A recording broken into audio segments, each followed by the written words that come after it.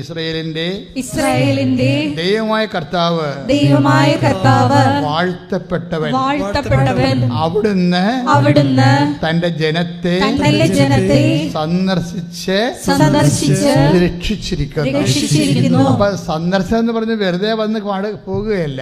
എന്താ ചെയ്യണത്? രക്ഷിക്കാനാണ് സന്ദർശനം. അപ്പോൾ ദൈവത്തിന്റെ വാഗ്ദാനങ്ങളിൽ ഒന്നാണ് സന്ദർശനം ഉള്ളത്.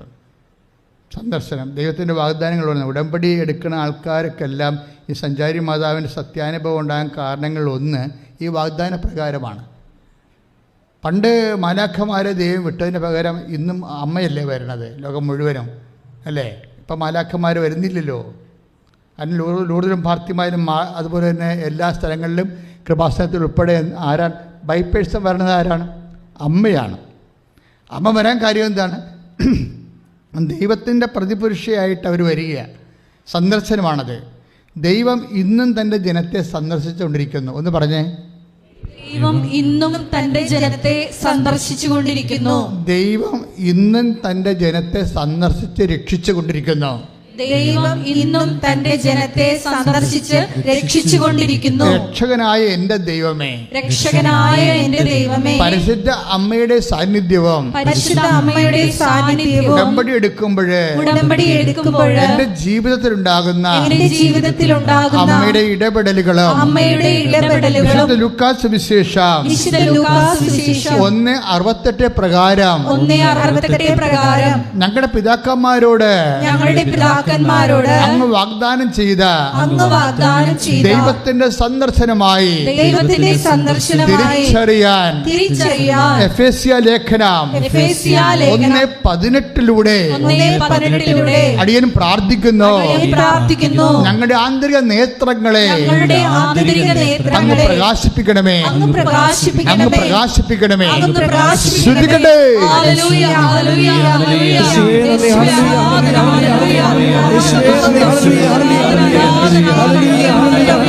പരിശുദ്ധ പരമദിവ്യകാരുണ്യത്തിന്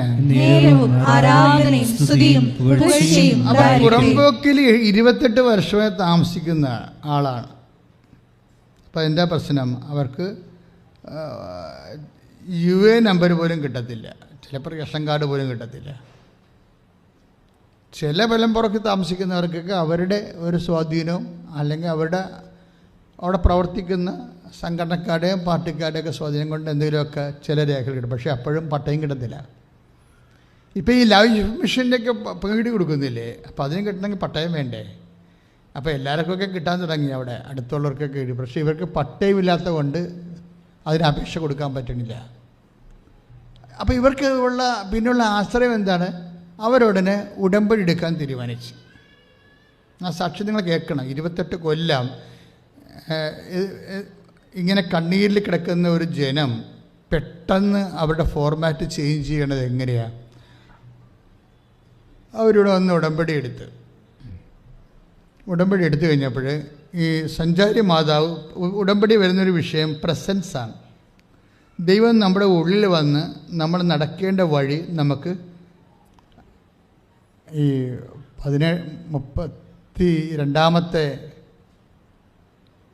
32ാമത്തെ സങ്കീർത്തനമില്ലേ, 8ാമത്തെ തിരുവചനം എന്താ പറയണത്? നീ നടക്കേണ്ട വഴി പറഞ്ഞേ. നീ നടക്കേണ്ട വഴി നിന്റെ മുഖത്ത് നോക്കി ഞാൻ ഉപദേശിക്കും. എൻ്റെ ദൈവത്തിലെ ഇതൊരു സീരിയസ് ആയിട്ടുള്ള ഏറ്റവും ടോപ്പ്, ഇന്ന് ഒത്തിരിയേറെ ആൾക്കാർ രക്ഷപ്പെടുന്നൊരു വചനമാണിത്. എന്താണ് ഈ 32:8 സങ്കീർത്തനം? എന്താണ്? നീ നടക്കേണ്ട വഴി പറഞ്ഞേ. നീ നടക്കേണ്ട വഴി നിന്റെ മുഖത്ത് നോക്കി ഞാൻ ഉപദേശിക്കും. അപ്പൊ ദൈവം എവിടെയായിരിക്കും നിൽക്കണത്?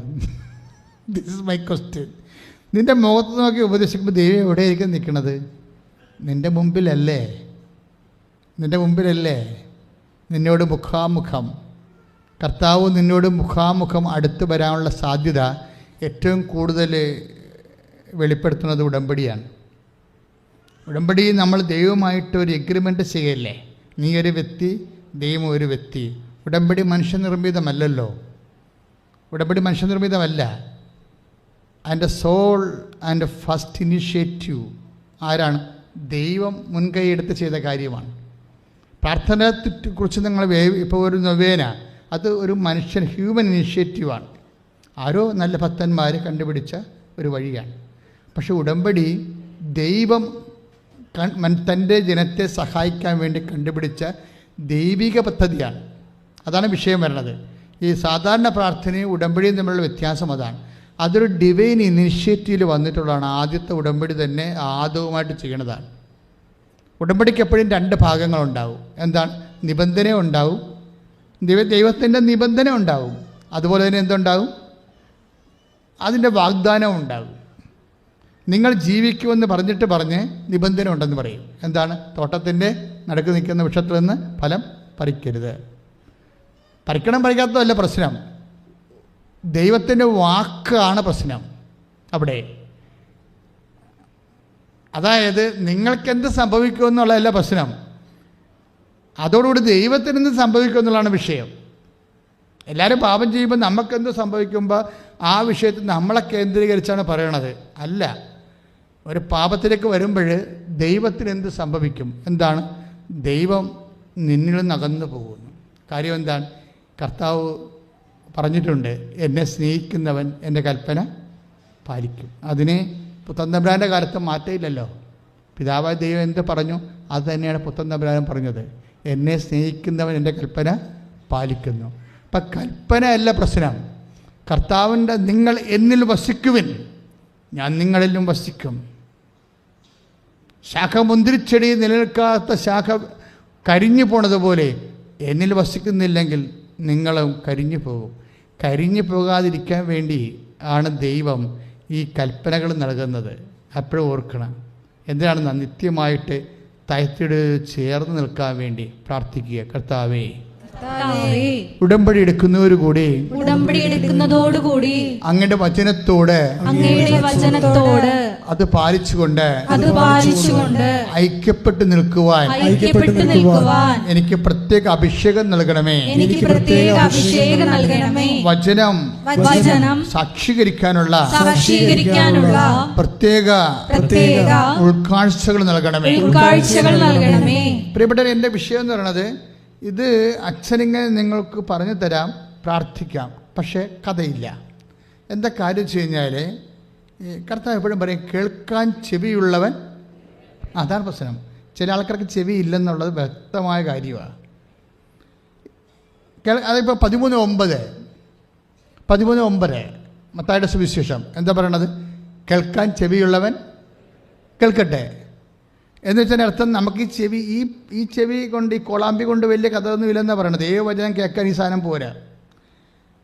കർത്താവ് പറയണത് ആന്തരിക അഭിഷേകമാണ്, വചനം ശ്രവിക്കാനുള്ള ആന്തരിക അഭിഷേകം.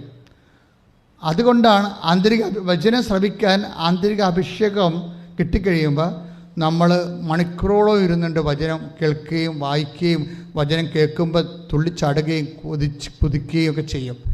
അപ്പോൾ അങ്ങനെയുള്ളവർക്ക് കർത്താവ് തന്നെ പുതിയ അപ്പോൾ ആ സംവേദനമായല്ലോ, അപ്പോൾ പുതിയ വഴികൾ തിരിഞ്ഞു കിട്ടാം.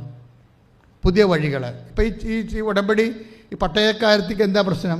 അവർ ഉടമ്പടി എടുത്ത് അവരെന്ത് ശുദ്ധമായ ഒരു നല്ല സ്ത്രീയാണെന്ന് നോക്കിയേ. അല്ലെങ്കിൽ അവർ കിട്ടുമായിരിക്കും അല്ലേ? 18 കൊല്ലം കിട്ടാത്ത 28 കൊല്ലം കിട്ടാത്ത പട്ടയ ഉടമ്പടിപ്പ് എവിടുന്ന് കിട്ടാനാണ് എന്ന് വേണമെങ്കിൽ ബുദ്ധി ഉപയോഗിച്ച് അവർ ചിന്തിക്കും. പക്ഷെ അവർക്ക് ബുദ്ധിയേക്കാൾ കൂടുതൽ വിശ്വാസമാണുള്ളത്. അവരെ ചിന്തിച്ച മാതാവ് തരുമെന്നാണ് അവർ പറയണത്. അതാണ് വിഷയം. അതെന്താണ്? അത് ഈ 32:8 നീ നടക്കേണ്ട വഴി നിൻ്റെ മുഖത്ത് നോക്കി ഞാൻ നിന്നെ ഉപദേശിക്കും. അവർക്കൊരു ഉപദേശം കിട്ടി ഉടമ്പടി എടുത്തു കഴിഞ്ഞപ്പോൾ. വീട്ടിൽ ചെന്നപ്പോഴും, മകളെ, നീ ഇത് ആഗ്രഹിക്കുന്ന പറഞ്ഞ സത്യമാണ്, പക്ഷെ നീ അപേക്ഷ കൊടുത്താ, രാവിലെ കൊണ്ട് അപേക്ഷ കൊടുക്കാൻ പറഞ്ഞു. അപ്പോൾ തന്നെ അവർ വെള്ള പേപ്പർ എഴുതി. അത് ആരും പറഞ്ഞില്ല, അവിടെ മനസ്സിൽ അമ്മ തോന്നിക്കണതാണ്. രാവിലെ കൊണ്ട് അപേക്ഷ കൊടുക്കാൻ പറഞ്ഞു. രാവിലെ കൊണ്ടുപോയി അപേക്ഷ കൊടുത്തു. ഒരു കാര്യമില്ല, ഞങ്ങളവിടെ താമസിക്കുന്ന വർഷങ്ങളായിട്ട് ഞങ്ങൾക്ക് പട്ടയം തന്നെ. ആ ഒരു വിഷയം വില്ലേജ് ഓഫീസറിന് ഈസിയായിട്ട് കൈകാര്യം ചെയ്യാൻ പറ്റത്തില്ല. റവന്യൂ ഓഫീസറിനൊക്കെ പോട്ടെ, പിന്നെ അത് രാഷ്ട്രീയ തീരുമാനം വന്നം, പഞ്ചായത്തിൽ വെക്കണം, അങ്ങനെ കുറേ എന്തെല്ലാം നൂലാമാലകൾ പറയണമെങ്കിൽ പറയാം. പക്ഷെ മാതാവ് ഒന്നും പറയിപ്പിക്കത്തില്ല. ദൈവത്തിൻ്റെ ഒരു സംഭവം എന്ന് പറയുന്നത് നാക്കും കെട്ടും കൈയും കെട്ടും. കൈ അഴിക്കുക മാത്രമല്ല, കൈ തിരിച്ച് കെട്ടുകയും ചെയ്യും. അത് ഈ വചനത്തിൻ്റെ ഒരു റിവേഴ്സാണ്. അതായത് പണിതുയർത്താനും ഇടിച്ച് തകർക്കാനും ഞാൻ നിൻ്റെ നാവിൽ എൻ്റെ വചനം നിക്ഷേപിച്ചിരിക്കുന്നു. തിരിച്ചു തിരിയും. അപ്പോൾ ഇവരുടെ കൈയും കാലും കെട്ടി 24 മണിക്കൂറിൽ ഈ മനുഷ്യനെ എഴുതി കൊടുക്കും പട്ടയം. കൈ ഇടിച്ച് കർത്താനും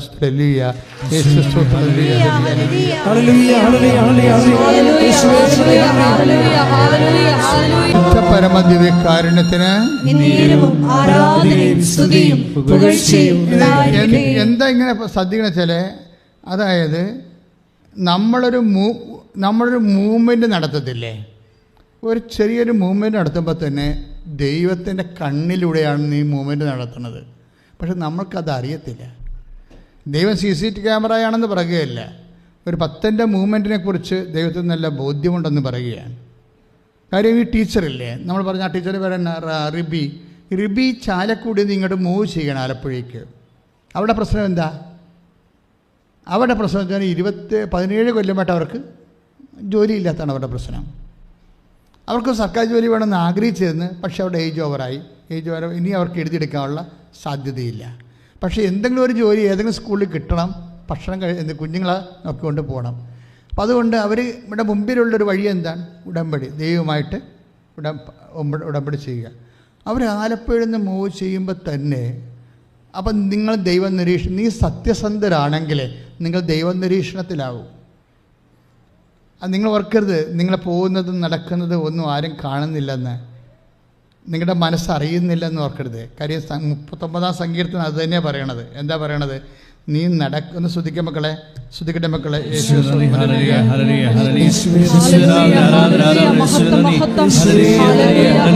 സങ്കീർത്തനം 139 വായിച്ചോളൂ.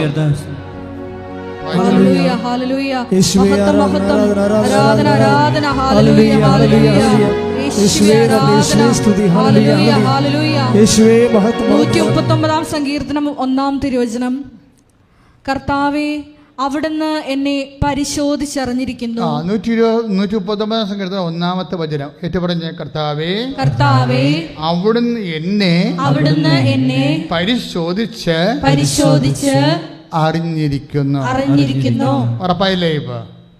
ഇപ്പൊ നമ്മൾ ഒരു ഇൻസ്പെക്ഷനിലൂടെയാണ് പോണത്. ദൈവം നിന്നെ ഇൻസ്പെക്ട് ചെയ്തുകൊണ്ടാണ്. നിൻ്റെ ഒരു മൂവ്മെൻ്റ് എല്ലാം ഇൻസ്പെക്ഷനാണ്. കർത്താവ് എല്ലാം അറിയുന്നുണ്ട്. നിനക്ക് ജപ്തി നടപടി വരാൻ പോകുന്ന കാര്യം കർത്താവ് അറിയുന്നു. നീ അതിനായി കണ്ണീരിട്ടിരിക്കണമെന്ന് കർത്താവിന് അറിയാം. നിൻ്റെ ഷോപ്പിൽ കച്ചവടമില്ല, കർത്താവിനറിയാം. നിൻ്റെ ഷോപ്പ് വാടകക്കാരന് കൊടുത്തിട്ട് അവൻ ഒഴിയണമില്ല, നമുക്ക് വാങ്ങിക്കാനും പറ്റണില്ല, കർത്താവിനറിയാം. നിൻ്റെ മൂവ്മെൻറ്റ്സുകളെ ഞാൻ പരിശോധിച്ച് അറിഞ്ഞിരിക്കുന്നു. ക്ലിയർ അല്ലേ? പക്ഷേ ഈ വചനത്തിൽ നമ്മൾ വിശ്വസിക്കണം. അവിടെയാണ് വിഷയം വരുന്നത്. അത് വേറെ ഒരു സബ്ജക്റ്റാണ്. ഒന്ന് പ്രാർത്ഥിച്ച്, കൈ നെഞ്ചത്ത് വെച്ച് പ്രാർത്ഥിച്ച്, കർത്താവേ, അങ്ങയുടെ വചനത്തിലെ പൂർണ്ണമായി വിശ്വസിക്കുവാൻ എനിക്ക് പ്രത്യേക അഭിഷേകം നൽകണമേ. അങ്ങയുടെ വചനത്തിലെ പൂർണ്ണമായി വിശ്വസിക്കുവാൻ എനിക്ക് പ്രത്യേക അഭിഷേകം നൽകണമേ. എന്താ പ്രശ്നം എന്ന് പറയാം മക്കളെ? നമ്മൾ ഈ വചനം ഇപ്പം നിങ്ങളുടെ A to Z എല്ലാ വിഷയവും അതായത് നിങ്ങൾ നിസ്സാരമെന്ന് കരുതുന്ന വിഷയം പോലും ദൈവത്തിൻ്റെ ദൃശ്യം നിസ്സാരമെന്നോ സീരിയസ് ഒന്നോ ഇല്ല. എല്ലാത്തിനും അതിൻ്റെ ഒരേ റേഞ്ചാണ്. ഞാൻ ഇന്ന് വരെ കണ്ടിരിക്കുന്നത് അങ്ങനെയാണ്. അപ്പം അതുകൊണ്ട് എപ്പോഴും നമ്മൾ ശ്രദ്ധിക്കേണ്ട ഇതാണ്, ഈ വിഷയം ദൈവം ശ്രദ്ധിക്കുന്നു, ദൈവം നോക്കുന്നു, ദൈവത്തിന് ഇതിനൊരു ഉത്തരമുണ്ട്. കാരണം ഞാനെന്തുകൊണ്ട് നിങ്ങൾ ജപ്തി നടപടിയുടെ പ്രമാണം മേടിച്ച് മുട്ടയിൽ നിന്ന് കൊണ്ടുവന്ന് മാതാവിൻ്റെ അടുത്ത് നിൽക്കണത്, പ്രത്യക്ഷപ്പെട്ട ഇടത്ത് നിന്ന് പ്രാർത്ഥിക്കണത്? എനിക്കറിയാം ദൈവത്തിനൊരു ഉത്തരം ഈ വിഷയത്തിലുണ്ടെന്ന്. നിങ്ങൾക്ക് നോക്കുമ്പോൾ ഒരു പിടിയും കിട്ടില്ല, ഞാൻ ഇനി എന്ത് ചെയ്യാനെന്ന് അറിയാൻ പാടില്ലെന്ന് നിങ്ങൾ പറയണം. That's okay. പക്ഷേ ഇതിനെക്കുറിച്ച് കൃത്യമായ ഉത്തരം ദൈവതിരുസന്നിധിയിലുണ്ട്. ചില സമയത്ത് ഞാൻ തിരിച്ചതിനും പറയും, ഇത് പോകും കേട്ടാ, പക്ഷേ നീ വെയിറ്റ് ചെയ്യണം, നിന്നെ കുഞ്ഞുങ്ങളെയും ഇതിനേക്കാൾ നല്ല ഭവനത്തിൽ കർത്താവ് പൊറുപ്പിക്കും. അത് മാതാവ് സാക്ഷി എന്ന് പറയും. അതെന്താ കാര്യം? അത് നമുക്കവിടെ അമ്മയുടെ അടുത്ത് വെക്കുമ്പോൾ തന്നെ നമുക്ക് കിട്ടുന്നൊരു സൈനുണ്ട്. ആ സൈൻ വെച്ച് ഞാൻ ആൾക്കോട്, പക്ഷേ എനിക്ക് എപ്പോഴും ഉള്ള ഒരു സങ്കടമുണ്ട്. കാര്യം ഞാനിത് പറയണത് അത്യാഘാതത്തോടെ പറയണത്, പക്ഷേ ഇവരിത് കേൾക്കണത് ഡെഡ് ബോഡി പോലെ കേൾക്കണത്. അതാണ് പ്രശ്നം. ചില ആൾക്കാർക്ക് ഉടമ്പടി എടുക്കാൻ അർഹതയില്ല. ഉടമ്പടി എടുക്കണമെങ്കിൽ ഒരു മിനിമം ദൈവസ്നേഹം വേണം, മിനിമം വിശ്വാസം വേണം. ഇതിനൊക്കെ വലിയൊരു സഹായം നിങ്ങൾക്ക് വേണം. അത് സാധാരണ മനുഷ്യർക്ക് ഉണ്ടാകാറില്ല. വിശ്വസ്തത എന്ന് പറയും. പ്രാർത്ഥിക്കുക. കർത്താവായ ദൈവമേ, ദൈവസ്നേഹത്തെ പോലെ തന്നെ വിശ്വാസത്തെ പോലെ തന്നെ വിശ്വസ്തതയാൽ എന്നെ അഭിഷേകം ചെയ്യണമേ. വിശ്വസ്തതയാൽ എന്നെ അഭിഷേകം ചെയ്യണമേ. കാരണം ദൈവം വിശ്വസ്തനായിരിക്കും. പക്ഷെ നമ്മളും വിശ്വസ്തരാണെങ്കിലേ ദൈവം എങ്ങനെയെങ്കിലും ഈ വിഷയത്തിന് തീർപ്പ് കൽപ്പിക്കും. ഇതാണ് ഉടമ്പടി പെട്ടെന്ന് നടക്കാനുള്ള കാര്യം. എൻ്റെ മക്കൾ അച്ഛൻ പറഞ്ഞത് കേൾക്കണം, ദൈവവാക്യം പോലെ കേൾക്കണം. എന്ന് വെച്ച് കഴിഞ്ഞാൽ ഇത് വെളിപാടിൻ്റെ സമയമാണ്. അതായത് നിങ്ങൾ അനുഭവിക്കുന്നൊരു പ്രശ്നം ചിലപ്പോൾ കേസാകാം, ചിലപ്പോൾ സാക്ഷികൾ ചിലപ്പോൾ നിങ്ങൾക്ക് എതിരായിരിക്കാം, ചിലപ്പോൾ കള്ളസാക്ഷികളായിരിക്കാം, ചിലപ്പോൾ നിങ്ങളുടെ വക്കീൽ കൂറുമാറി മറുപക്ഷം ചേർന്ന് വരാം. ഇങ്ങനെയൊക്കെ വന്നാലും വിശ്വാസി പതറത്തില്ല. എന്താ കാര്യം? എൻ്റെ വക്കീൽ എൻ്റെ മാതാവാണെന്ന് പറയും. അതാണ്. അല്ലാത്തൊരു അയ്യോ വക്കീൽ കാലം മാറുമോ, അതിന് അയാൾക്ക് ആൾക്കാർ നമുക്ക് പൈസ ഇല്ല, അവർക്ക് പൈസ ഉണ്ട്, അത് കാരണം അവർ പൈസ എറിയും, അത് ആരെയും കയറി വലവീശി പിടിക്കും. അപ്പം അങ്ങനെ വരുമ്പോൾ വക്കീലിനെ സംബന്ധിച്ചിടത്തോളം ഇത് പ്രൊഫഷൻ എത്തിക്സിനേക്കാളുപരി അവരുടെ പ്രൊഫഷൻ്റെ പ്രോബ്ലം ആയതുകൊണ്ട് അവരെന്ത് കോംപ്രമൈസിനും ഒരു ബ്ലാക്ക് കോംപ്രമൈസിനൊക്കെ അവർ തയ്യാറാകും. എല്ലാ വക്കീൽമാരും അല്ല, ചില വക്കീൽമാരുടെ കാര്യമാണ് ഞാൻ ഉദ്ദേശിക്കുന്നത്. വക്കീൽമാരുടെ ഉണ്ടെങ്കിൽ എന്നെ തെറ്റിദ്ധരിക്കൊന്നും വേണ്ട. ഞാൻ ഉദ്ദേശിച്ച ഇതാണ്. ചില വക്കീൽമാർ, കാര്യം ഞാൻ ഈ കോടതിയും കേസൊക്കെ കുറേ നടക്കണമാണ്, ഇപ്പോഴും ഉണ്ട് കോടതി കേസൊക്കെ. ആർക്കും വേണ്ടിയല്ല, ജനത്തിന് വേണ്ടി ചെയ്ത കാര്യങ്ങളല്ല, ഞാൻ പോയി എന്തെങ്കിലും കയ്യാങ്ങൾ കാണിച്ചിട്ടല്ല, ജനത്തിന് വേണ്ടിയുള്ള ഫൈറ്റിങ്ങാണ്, അവകാശ പോരാട്ടം. അത് വേറൊരു വിഷയം. ഇപ്പം ഞാൻ പറഞ്ഞു വരണ ഇതാണ് മക്കളെ, നിങ്ങൾ നടക്കേണ്ട വഴി നിൻ്റെ മുഖത്ത് നോക്കി ഞാൻ നിന്നെ ഉപദേശിക്കുമെന്ന് പറയുമ്പോൾ അതിൻ്റെ അർത്ഥം എന്താ? ദൈവത്തിന് നീ ഈ വിഷയത്തിൽ എന്താണ് ചെയ്യേണ്ടതെന്ന് അറിയാവുന്നതാണ്. ഇപ്പം നീ കടയിൽ നിൻ്റെ കട, എന്നിട്ട് നിനക്ക് പൈസ ഇല്ല വന്നപ്പോൾ നിൻ്റെ വീട് നീ ജാമ്യം മേടിച്ച്, അല്ല നിങ്ങൾ ഒരു ലോൺ എടുത്തപ്പോൾ അയാൾ പറഞ്ഞ് ഞങ്ങൾക്കങ്ങനെ ഞങ്ങളുടെ കമ്പനിക്ക് അങ്ങനെ ലോൺ കൊടുത്ത് പരിപാടിയില്ല, ഞങ്ങൾക്ക് നിങ്ങളുടെ ഡോക്യുമെൻ്റ് തീരെഴുതി തരണം. എന്നിട്ട് നിങ്ങളുടെ കടം തീരുമ്പോൾ നിങ്ങൾ വാങ്ങിച്ചുകൊണ്ട് പോകും. കടം തീർത്തില്ലെങ്കിൽ ഇത് ഞങ്ങൾ ഉപയോഗിക്കും. അങ്ങനെ നിവൃത്തിയില്ലാതെ എത്രയോ പേരാണ് വീട് തീറ് കൊടുത്തിരിക്കുന്നത്. അപ്പോൾ വീട് തീറ് കൊടുത്ത ആൾക്കാർ, കടക്കാർക്ക്, മണി ലെൻഡേഴ്സിന് വീട് തീറ് കൊടുത്ത ആൾക്കാർ, അപ്പം നിങ്ങൾ ഓർക്കുന്നുണ്ടോ? നിങ്ങൾക്ക് ചിന്തിക്കുന്നുണ്ടോ നിങ്ങൾക്ക് ഇതിന് മറുപടിയൊന്നുമില്ലെന്ന്? ഇതിന് മറുപടിയുണ്ട്. കാര്യം എന്താണ്? നീ വന്നിരിക്കുന്നത് ദൈവത്തിൻ്റെ തിരുസന്നിധിയിലാണ്. ലോകത്തിലുള്ള മറുപടി ചിലപ്പോൾ നിനക്ക് ചെയ്യാൻ പറ്റുമായിരിക്കും. പക്ഷേ എങ്കിലും അമ്മ മാതാവ് ശാശ്വതമായ ഒരു സെക്യൂറായിട്ടുള്ള ഒരു മറുപടിയാണ് നിനക്ക് തരാൻ പോണത്. അത് അമ്മയുടെ കയ്യിലുണ്ട്. അല്ലെങ്കിൽ അമ്മയ്ക്ക് വേണമെങ്കിൽ മാനുഷികമായ ഒരു മാർഗ്ഗം ഈ കാനായിലെ കല്യാണത്തിൽ ഉപയോഗിക്കാമായിരുന്നു. അവർക്ക് വീഞ്ഞ് തീർന്നു പോയെന്ന് പറയുമ്പോൾ തീർച്ചയായിട്ടും അമ്മ പറയും അപ്പുറത്തെ വീട്ടിൽ പോയി വായ്പ വാങ്ങിക്കാൻ പറയും. ചാപ്റ്റർ അവിടെ ക്ലോസ് ചെയ്യും.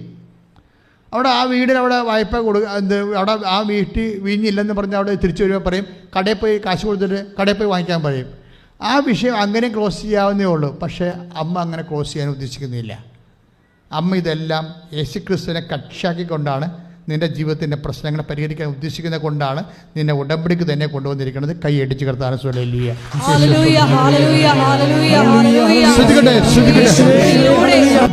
ദിവ്യകാരണത്തിന് സങ്കീർത്തനം 119:2 വായിച്ചുള്ളൂ. ശ്രുതികട്ടെ ഹല്ലേലൂയ. ഞാൻ ഇരിക്കുന്നതും ഏറ്റു പറയുക, ഞാൻ ഇരിക്കുന്നത് എഴുന്നേൽക്കുന്നത് അവിടുന്ന് അറിയുന്നു. എന്റെ വിചാരങ്ങൾ അവിടുന്ന് അകലെ നിന്ന് മനസ്സിലാക്കുന്നു. അതായത് എത്ര കാലങ്ങൾ ഇങ്ങനെ മാറിയാലും ഇതിനൊന്നും മാറ്റമില്ല.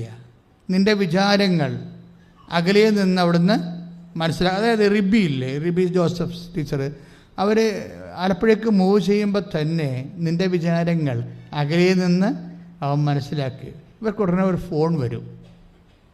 ഞാനിത് ഈ സാക്ഷ്യത്തെ ധ്യാനിക്കുകയാണ്. 119:27 അനുസരിച്ചുകൊണ്ട് ധ്യാനിക്കുകയാണ്. സാക്ഷ്യത്തെ അവിടുത്തെ അത്ഭുതങ്ങളെ നീ ധ്യാനിക്കണം. ഒരു ഫോൺ വരുമ്പോൾ എന്താ ഒരു കൂട്ടുകാരത്തെ വിളിക്കുകയാണ്. എടി ഇന്ന സ്കൂളിൽ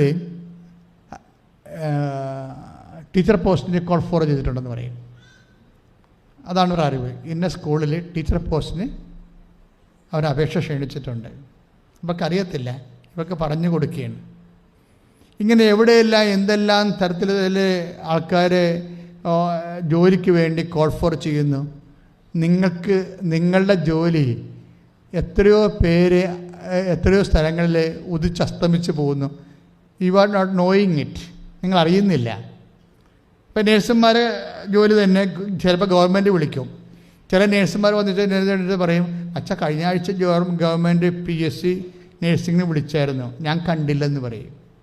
ഇതാണ് പ്രശ്നം. അപ്പോൾ അതുകൊണ്ടാണ് അവർ ഉടമ്പടി ചെയ്യണത്.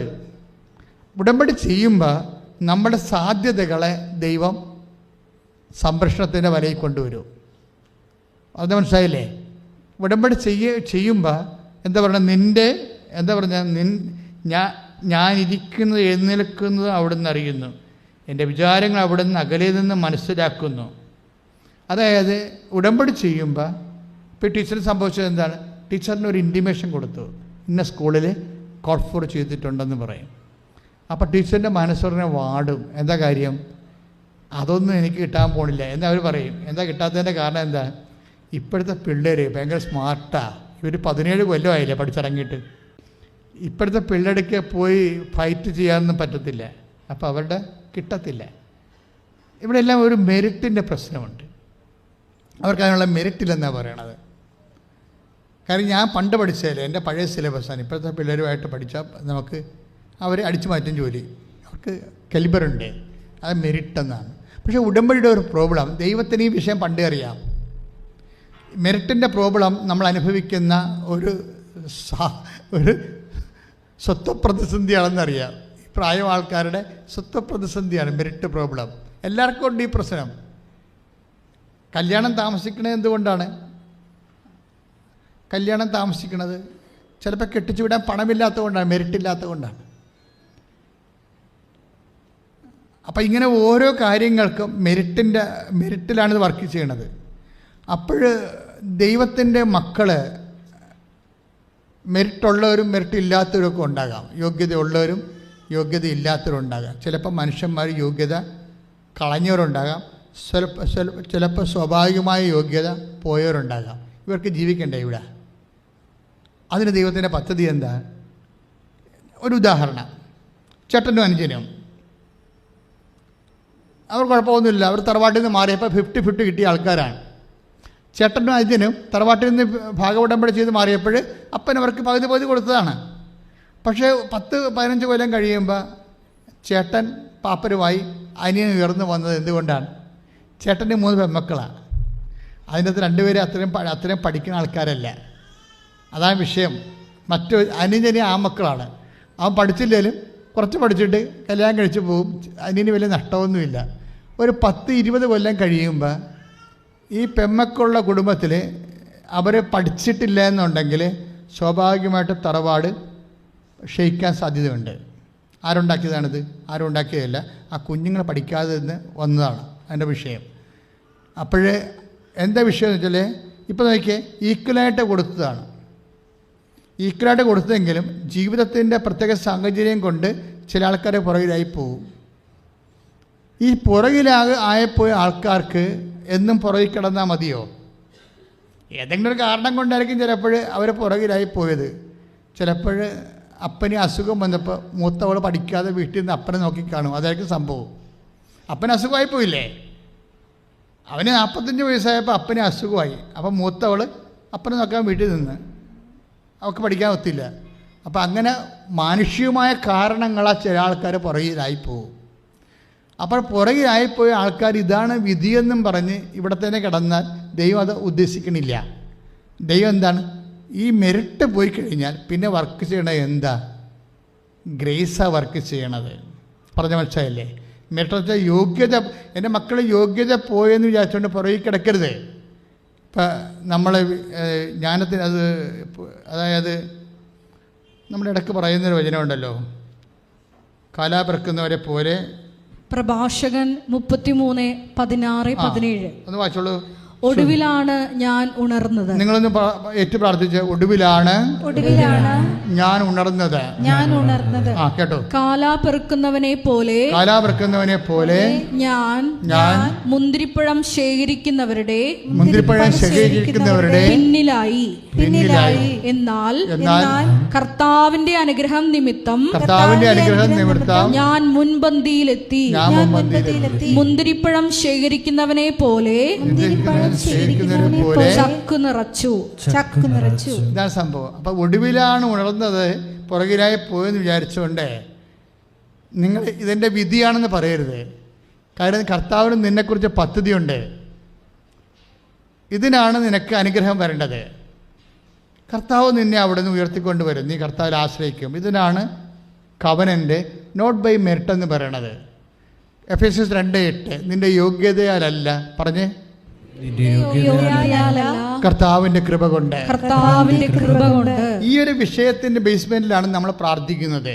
പറഞ്ഞ മനസ്സിലായില്ലേ? അതായത് നിന്റെ സാഹചര്യം, നിന്റെ ശേഷി, നിന്റെ ശേമുഷിക്ക്, നിന്റെ മണിപ്പവർ, നിന്റെ മസിൽ പവർ കൊണ്ടൊന്നും നേടാൻ പറ്റാത്ത ഒരു സാഹചര്യമായതുകൊണ്ട് അവിടെ ദൈവത്തിൻ്റെ ഇടപെടൽ സുനിശ്ചിതമാക്കുന്നൊരു സാഹചര്യമാണ്. അത് നീ പൂർണ്ണമായ മനസ്സോടും സർവ്വശക്തിയോടും കൂടിയാണ് നീ അതിൽ ദൈവത്തിൻ്റെ കരം പിടിക്കേണ്ടത്. ഈ ടീച്ചറിൻ്റെ പ്രശ്നം എന്താ? ഇവർ നേരെ ഇങ്ങോട്ട് എടുക്കുമ്പോൾ തന്നെ, ഇങ്ങോട്ട് പോരുമ്പോൾ തന്നെ അവർക്ക് ഫോൺ വരും. അപ്പോൾ അവിടെ മനസ്സിൽ വരണത്, ഞാൻ ഒത്തിരി ഏജ് ആയിപ്പോയല്ലോ, ഇനി കിട്ടുമോ എന്നൊക്കെയാണ് വിചാരിക്കുന്നത്. ഉടമ്പടി ചെയ്ത് കഴിയുമ്പോൾ ഇവർക്ക് പ്രത്യേക ധൈര്യം വരും. ഉടമ്പടി എന്ന് പറഞ്ഞ ഒരു ധൈര്യത്തിൻ്റെ പ്രാർത്ഥനയാണ്. അത് എന്തുകൊണ്ടാണെന്ന് കൂടി നിങ്ങൾ മനസ്സിലാക്കണം. ആൾക്കാരെല്ലാം ധൈര്യമില്ലാതല്ലേ ഇവിടെ വരണത്.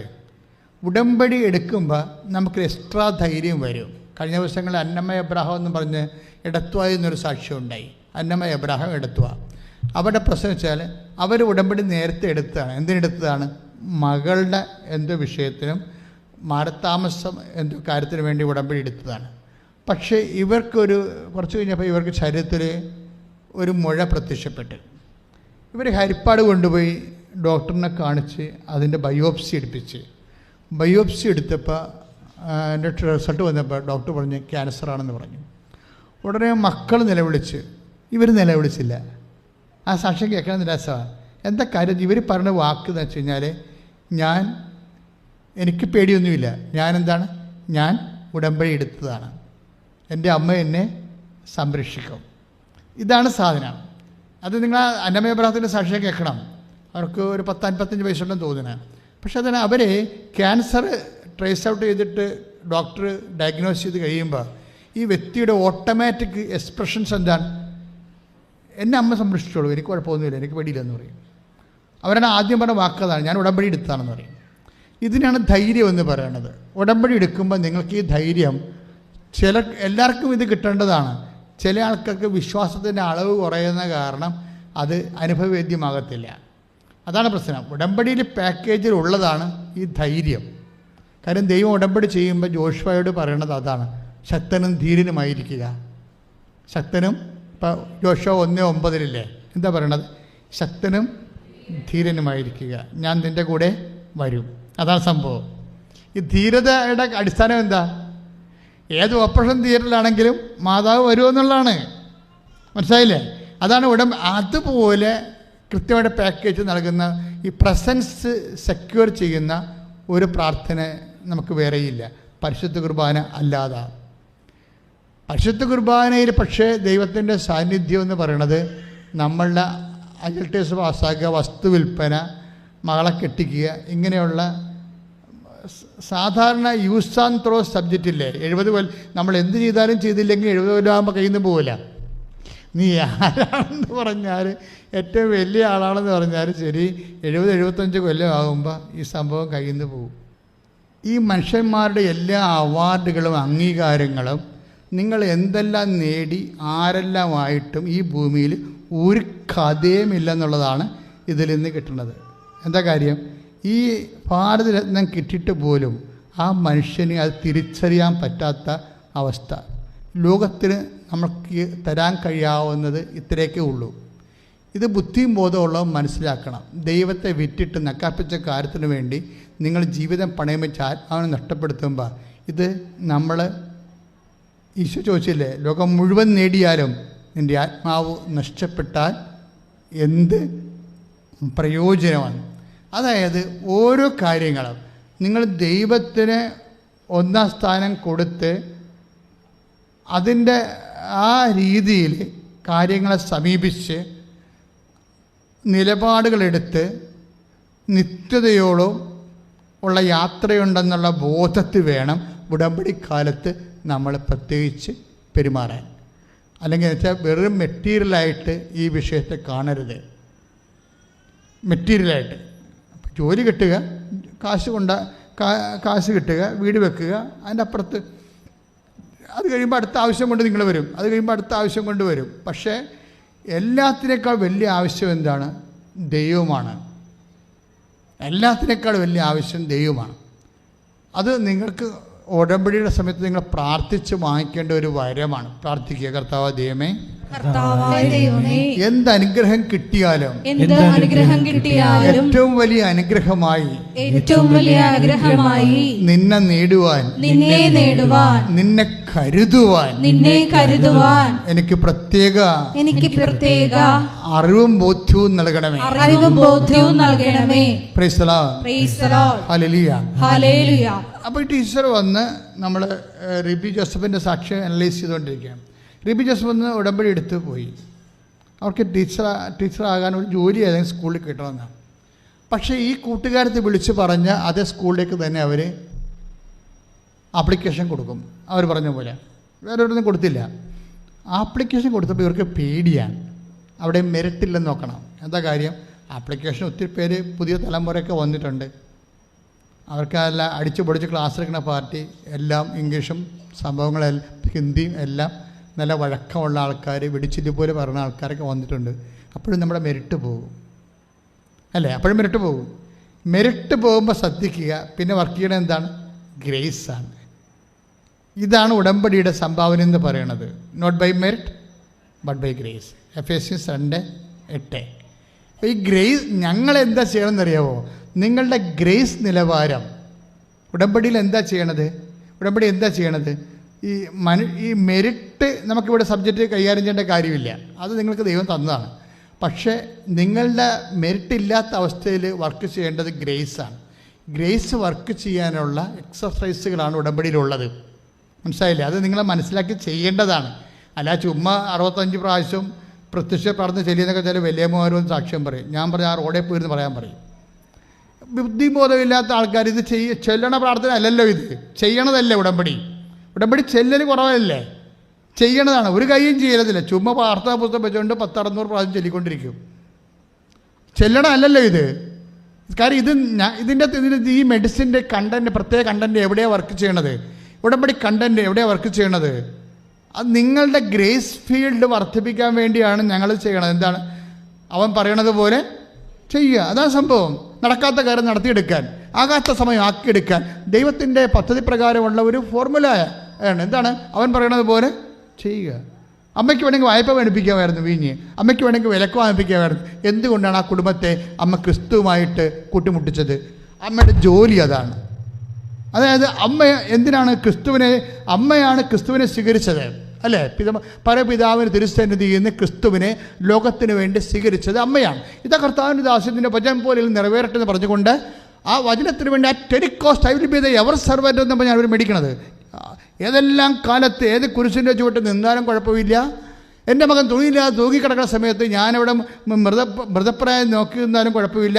ഞാൻ എങ്ങനെയൊക്കെ അപമാനിക്കപ്പെട്ടാലും ശരി, ദൈ കിങ്ഡം കം, ദൈ വിൽ ബി ഡൺ എന്ന് പറഞ്ഞ് ഈശോയെപ്പോലെ തന്നെ നിൻ്റെ രാജ്യം വരണം, നിൻ്റെ തിരുമനസ്സ് നിറവേറണം എന്ന് പറഞ്ഞ ഈശോയെപ്പോലെ ഒപ്പം തോളോട് തോലം ഒരേ സ്വരത്തിൽ ഈശോയോട് ചേർന്ന് പറഞ്ഞ ആളാണ് behold the handmaid of the Lord be to done to me according to thy word.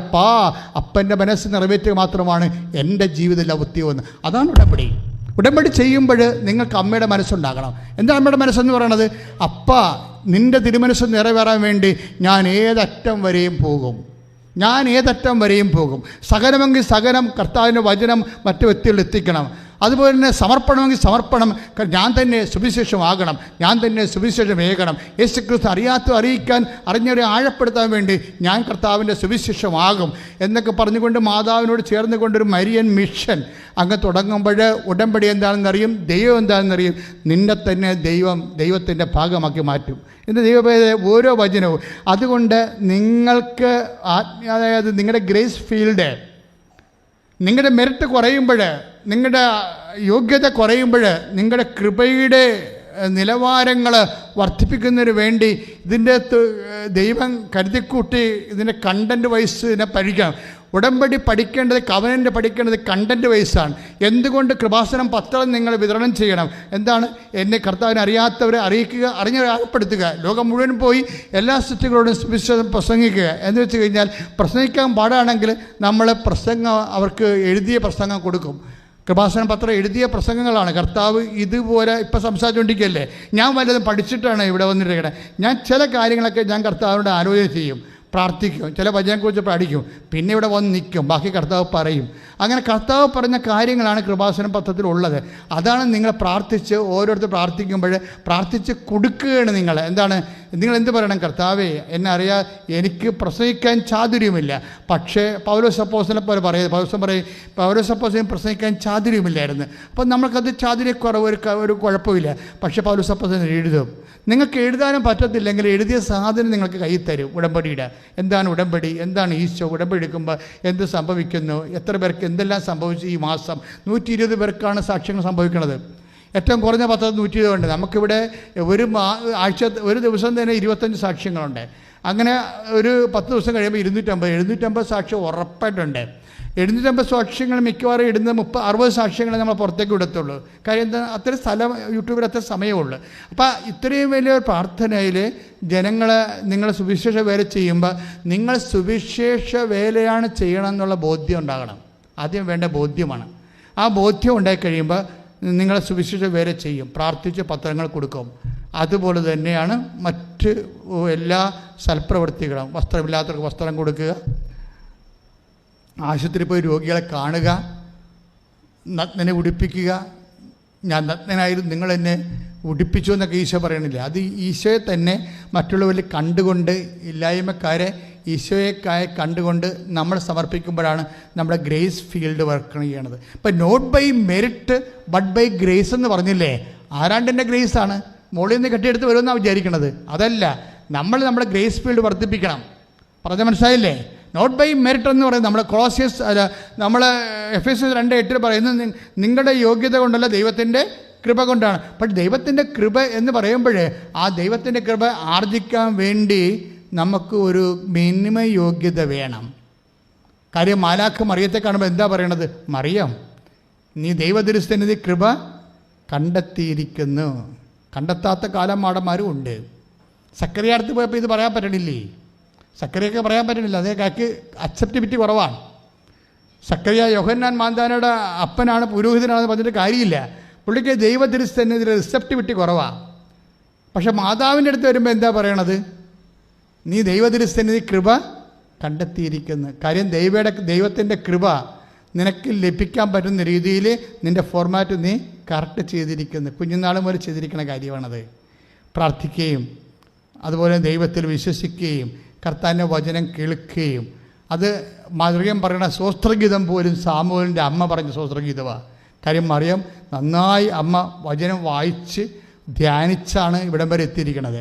അപ്പം അതുകൊണ്ട് അമ്മയുടെ സ്വസ്ത്രഗീതം പോലെ നിങ്ങൾ വായിച്ചാൽ മനസ്സിലാകും. അന്നമ്മയുടെ സ്വസ്ത്രഗീതമാണ്. ആരുടെ? സാമുവേലിൻ്റെ അമ്മയില്ലേ, എൽക്കാനയുടെ പത്നി, അവരുടെ സ്വസ്ത്രഗീതമാണ്. കുറേ വാക്കുകളാണ് അമ്മ സ്വസ്ത്രഗീതത്തിൽ ഉൾപ്പെടുത്തിയിരിക്കുന്നത്.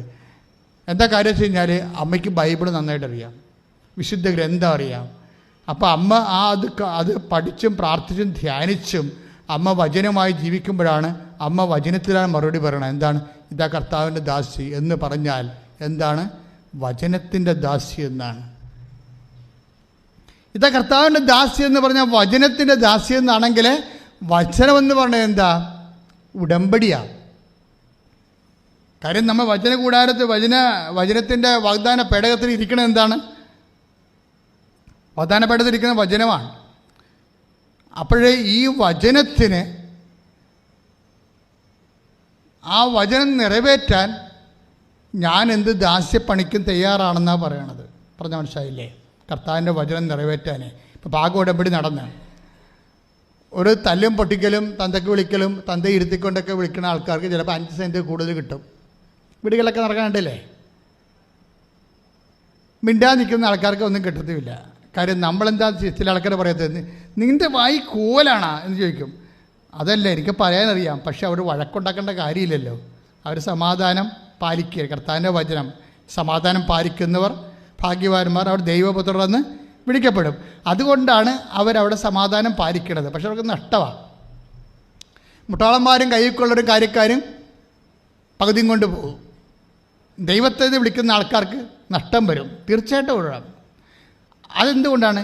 ഈ വചനത്തിന് ദാസിയായി സമാധാനം സ്ഥാപിക്കാനുള്ളത് ഒരു സുവിശേഷ സാക്ഷ്യമാണ്.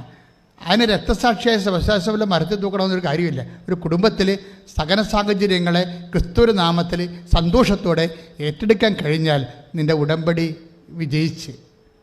കാര്യം എന്താണെന്ന് പറയുക, അതും സുവിശേഷമാകുകയാണ്. നമ്മൾ സുവിശേഷമാകുന്ന ആൾക്കാർക്ക് മാത്രമേ സുവിശേഷം ഏകാൻ പറ്റത്തുള്ളൂ. ഇതെല്ലാം കൂടിയാണ് അച്ഛൻ പറഞ്ഞത്, നിൻ്റെ ഗ്രേസ് ഫീൽഡ് ഡെവലപ്പ് ചെയ്യണമെന്ന്.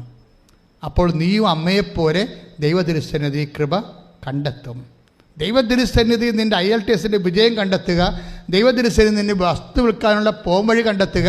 ദൈവതിരുസന്നിധി നീ കെട്ടാനുള്ള ചെറുക്കനെ കണ്ടെത്തുക. ദൈവതിരുസന്നിധി നീ കെട്ടാനുള്ള പെണ്ണിനെ കണ്ടെത്തുക. ഇതൊക്കെ എന്തെല്ലാം കണ്ടെത്തിയാലും 70 കൊല്ലം കഴിയുമ്പോൾ കണ്ടെത്തിയ ആൾക്കാരെ പേരെ കാണാതെയും. എല്ലാം കണ്ടെത്താം, പക്ഷെ കണ്ടെത്തിയ ആൾക്കാരെ കാണാതെയും നമുക്കറിയാമല്ലോ. പക്ഷെ ദൈവതിരുസന്നിധി കൃപയാണ് കണ്ടെത്തണമെങ്കിൽ അന്ത്യകാലം വരെ നിൽക്കും. നമ്മൾ 11:19 വായിക്കത്തില്ലേ? 11:19 വെളിപാടിൻ്റെ പുസ്തകം ഒന്ന് വായിച്ച മക്കളെ.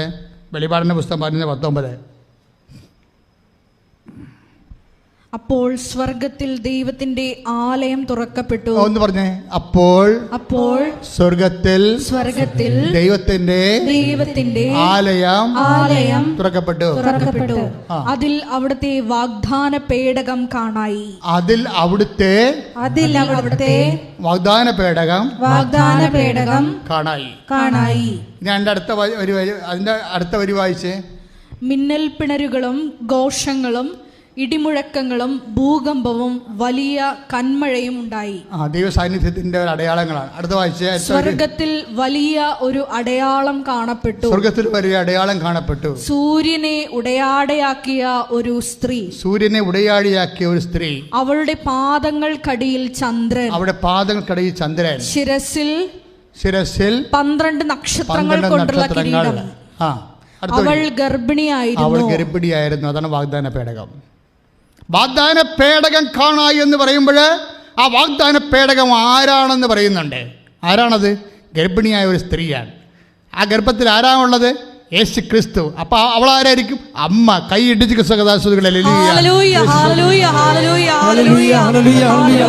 ദൈവതിരുസന്നിധി കൃപ കണ്ടെത്തുന്നവരെ 70 കൊല്ലത്തേക്കല്ല കണ്ടെത്തുന്നത്. മനസ്സിലായ? ദൈവതിരുസന്നിധി നീ പരീക്ഷയുടെ വിജയം കണ്ടെത്തിയാൽ 70 കൊല്ലം കഴിയുമ്പോൾ തീരും. ദൈവതിരുസന്നിധി നിന്റെ വസ്തു വിൽക്കണ ഒരാവശ്യം കണ്ടെത്തിയാൽ ആ വസ്തുവിൻ്റെ കാലം കഴിയുമ്പോൾ അത് തീരും. ദൈവതിരുസന്നിധി നീ ചെറുക്കനെ കണ്ടെത്തിയാലും നീ നിന്റെ ജീവിത പങ്കാളിയെ കണ്ടെത്തിയാലും എല്ലാം 100 കൊല്ലം കൊണ്ട് തീരും. ദൈവതിരുസന്നിധി നീ കൃപ കണ്ടെത്തിയാൽ അന്ത്യം വരെ, അവസാന കാലം വരെ, നിത്യത വരെ പരിശുദ്ധ അമ്മയോടൊപ്പം നിന്റെ സാന്നിധ്യം, നിന്റെ സാന്നിധ്യം ദൈവതിരുസന്നിധി ഉണ്ടാകും. ദൈവവേദനേ, ഇത് കൃപയുടെ ഒരു എക്സ്റ്റൻഷൻ. കൃപ കണ്ടെത്തണം. നിൻ്റെ മെറിറ്റ് കുറഞ്ഞു പോയാൽ, അപ്പം അതല്ലേ റബി ടീച്ചർ സംഭവിക്കണത്. അവിടെ മെറിറ്റ് കുറഞ്ഞു പോയി. പക്ഷേ അവരുടെ കൂടെ കോമ്പറ്റ് ചെയ്യണം. മത്സരത്തിൽ റബി ടീച്ചർ ജയിക്കും, ഇൻ്റർവ്യൂ ജയിക്കും. മാനേജർ പറഞ്ഞ് ഇൻ്റർവ്യൂ ജയിച്ചിട്ടുണ്ട്, ജോലി തരാം. പക്ഷേ കാര്യമുണ്ട്, കേട്ടക്ക് പാസ്സാകണമെന്ന് പറയും. ഇൻ്റർവ്യൂ ജയിച്ചിട്ടുണ്ട്, ജോലി തരാം. പക്ഷേ കേട്ടക്ക് അപ്പോഴും ഇവർ വിറക്കും. എന്താ കാര്യം? കേട്ടക്ക് പുതിയ പരിപാടിയാണ് അല്ലേ? അത് കുഞ്ഞുങ്ങളുമായിട്ട് പഠിച്ചാൽ, ഇപ്പോഴത്തെ കുഞ്ഞുങ്ങളെ പഠിച്ചാൽ അവരൊരിക്കലും രക്ഷപ്പെടത്തില്ല. അപ്പോഴും മാതാവിനോട് പറയും, എന്താണ് അവിടെയും ഉടമ്പടി വർക്ക് ചെയ്യും. എന്താ? Not by merit but by grace. 150 ചോദ്യങ്ങളാണ് കേട്ടക്കിന് വരേണ്ടത്. 150 ചോദ്യങ്ങൾ. ടീച്ചറിൻ്റെ കൈയും കാലും പറിച്ച് കണ്ണൊക്കെ ചിമ്മി, കണ്ണ് കാണാൻ പറ്റില്ല, തലകറക്കം പറ്റില്ല, എന്തൊക്കെ ആ 8 ചോദ്യം അറിയാൻ പാടുള്ളൂ.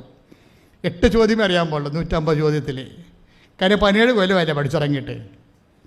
പക്ഷേ ഈ ചോദ്യത്തിൻ്റെ അടുത്തൊക്കെ ടീച്ചർ ഈ ഉടമ്പടി കാശിലും കൊണ്ട് വെക്കും. ഇടക്ക് പരിചയമാണ്.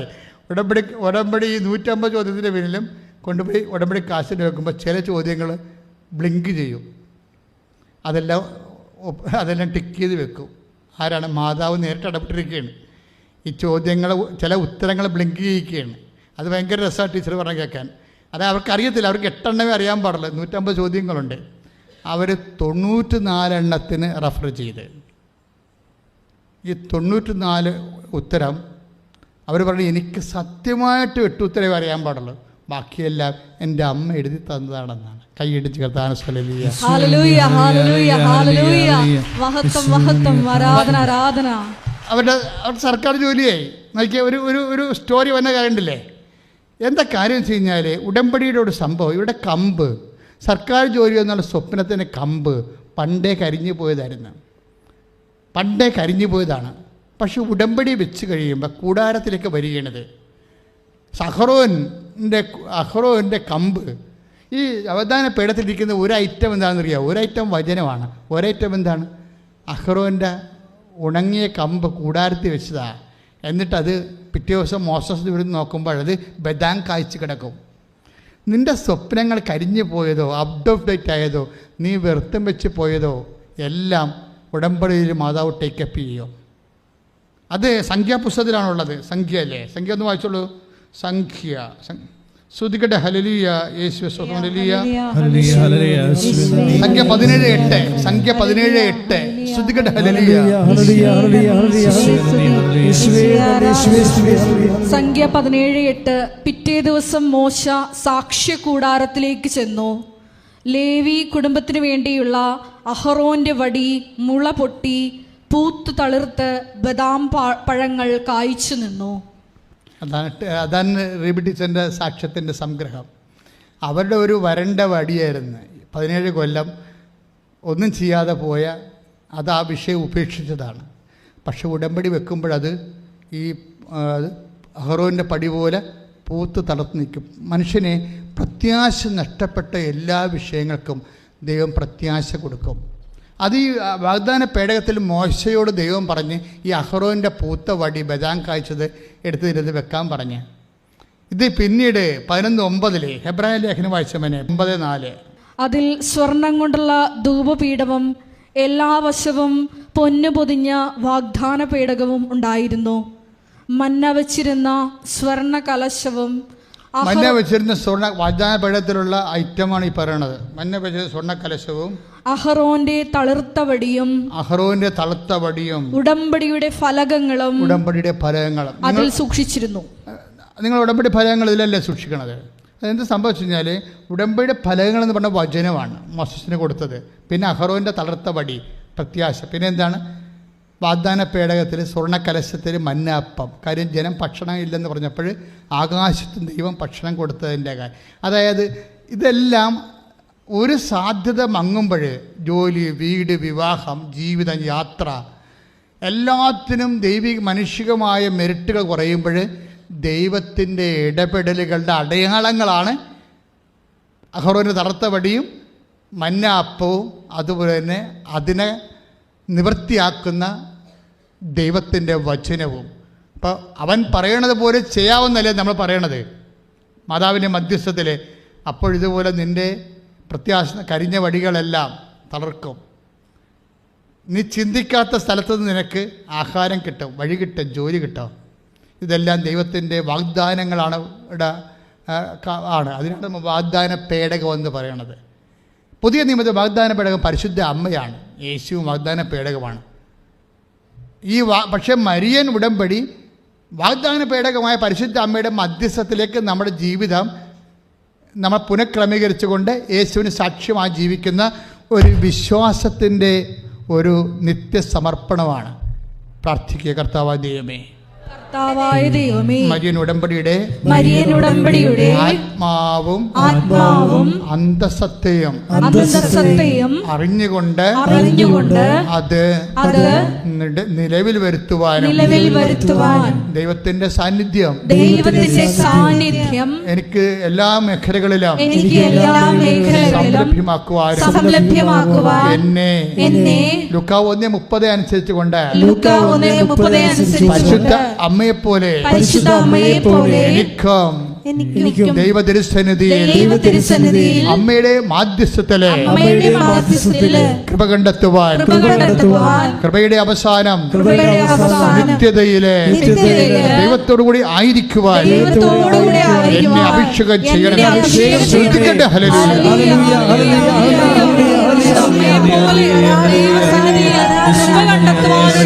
വലിയ അഭിഷേകം ഈ ധ്യാനത്തിൽ പങ്കെടുത്ത് പ്രാർത്ഥിക്കുന്ന ഞങ്ങൾക്ക് ഓരോരുത്തർക്കും പ്രദാനം ചെയ്യണമേ. ഹല്ലേലൂയ. മഹത്വം മഹത്വം ആരാധന. ഹല്ലേലൂയ. സമാപന ആശീർവാദമാണ്. മുട്ടേതെന്ന് ആശീർവാദം സ്വീകരിക്കുക.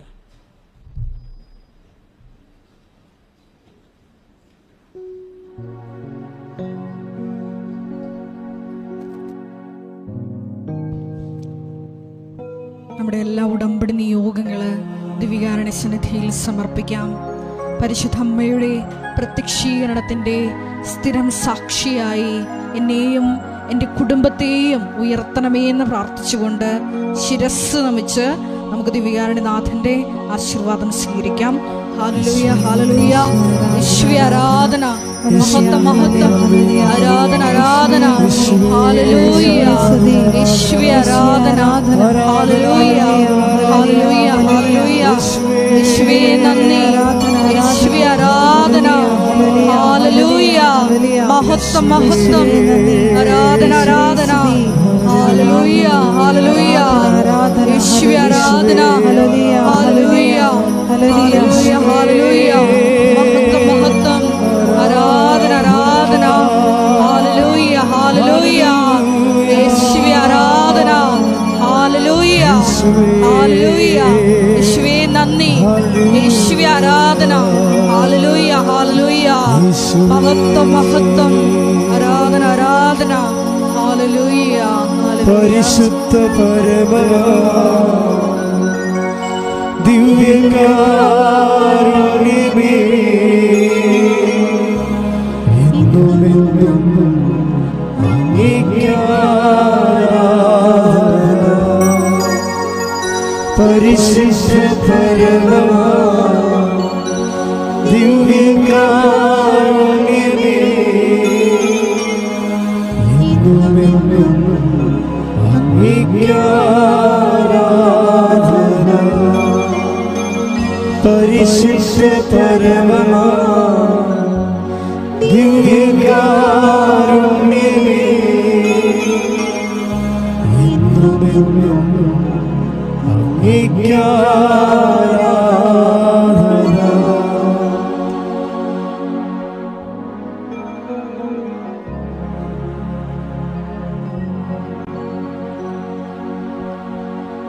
അറിയിപ്പുകൾ, പ്രധാനപ്പെട്ട അറിയിപ്പുകൾ.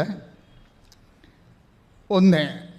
കൃപാസനത്തിൽ എല്ലാ ദിവസവും ഉടമ്പടി എടുക്കുവാനും പുതുക്കുവാനും സാക്ഷ്യം പറയുവാനും അവസരം ഉണ്ടായിരിക്കുന്നതാണ്. ഉടമ്പടിയുടെ ഏറ്റവും പ്രധാനപ്പെട്ട കാര്യങ്ങളാണ് സാക്ഷ്യം. ഞങ്ങൾ ഇപ്പോൾ അച്ഛൻ്റെ അടുത്ത് വന്നാലും ഞാൻ ചോദിക്കുന്നത് സാക്ഷ്യം പറഞ്ഞതാണെന്ന് ചോദിക്കത്തുള്ളൂ. സാക്ഷ്യം പറഞ്ഞില്ലെങ്കിൽ ആ ഉടമ്പടിക്ക് സ്ഥിരീകരണം ഇല്ലെന്ന് എൻ്റെ അർത്ഥം. നിങ്ങൾ എടുത്തു എന്നുള്ള കാര്യം സത്യമാണ്, പക്ഷേ ദൈവം അത് സ്വീകരിച്ചിട്ടില്ല. കാരണം സ്വീകരിക്കാൻ വേണ്ടിയുള്ള നടപടികൾ നിങ്ങൾ ചെയ്തിട്ടില്ല.